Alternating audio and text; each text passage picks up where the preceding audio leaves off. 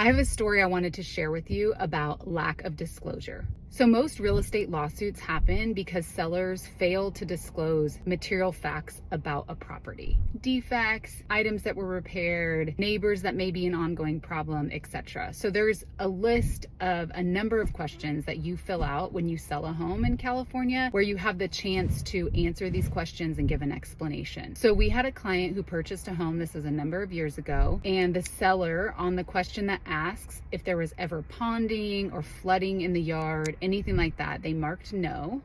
And my client closed escrow on the property, got keys, moved into the house, and a short while later noticed that there was ponding in the backyard. So after this, they somehow heard from a neighbor that because the property that they purchased used to be a rental, that the previous tenant in that house had complained to the landlord, i.e. the old owner, about this issue. So the owner knew about the issue. So my client contacted me, let me know about it, let me know that he knew that the previous owner knew about the issue and failed to disclose it. So my next move was to call the other agent and say something to the effect of, hey, it looks like your seller forgot to disclose this, and we know about it because the neighbor said that a previous tenant complained to your seller about it and you failed to disclose it. So do you want to cover this bill that my client got a bid for to retrench the whole backyard, or should we get an arbitrator involved, etc. So the seller ended up writing